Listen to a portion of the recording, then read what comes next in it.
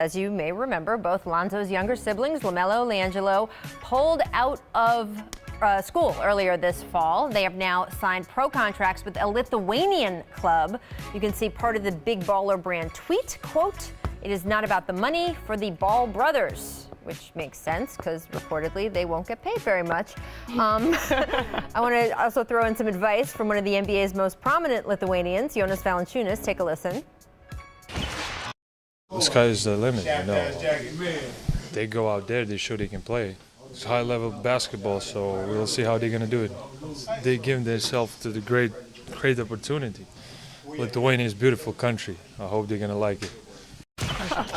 Lithuania is a beautiful country. They have a rich basketball history, Absolutely. but it's not as if the highest levels of Lithuanian basketball is where these guys are headed. Can you tell us more about what the specifics are going to be? Well, they're going to a town in a remote part of Lithuania, 10,000 citizens, a small gym, a team in financial straits, and a coach who does not speak English, has never liked having American players on his team. This is to sell tickets, to create interest. This is a financial decision on their part because they think that the Balls will maybe put some people in the stands. I talked to a player named Billy Barron. He's an American who's playing in Turkey now. He played for this coach 2 years ago in another team in Lithuania.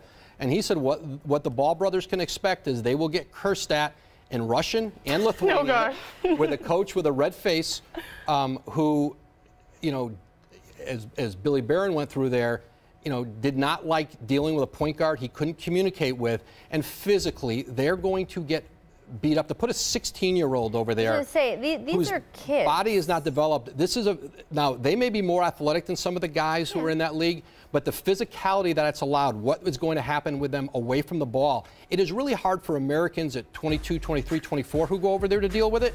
To think about a high school junior and then a college freshman who hasn't played at a high level in college and is not a pro prospect.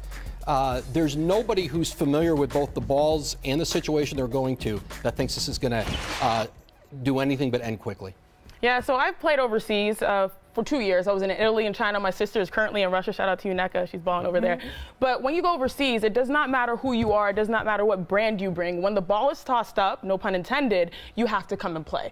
And you mentioned the goal is to be about putting, you know, butts in seats and try to sell tickets. Does that mean it's going to be good for their careers? No. So I think it's pretty much setting them up for failure, even though their stats may be inflated based on the league that they're playing in. Yeah, there's nothing more important at 16 years old and at 19 years old than to be developed as a player, to have a career.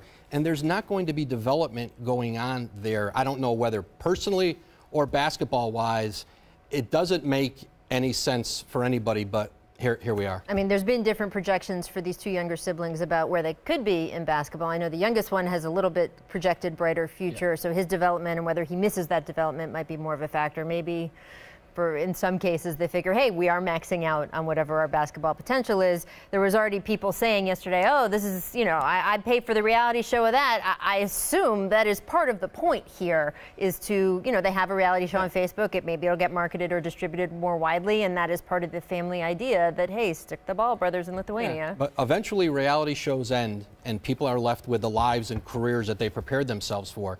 And that's, the interest in them will not go on forever. And it's interesting to me because a lot of their brands have been centered upon Los Angeles, and now you're splitting that up across the globe, and that's going to be hard to sustain. Yeah, no, we'll certainly be watching that.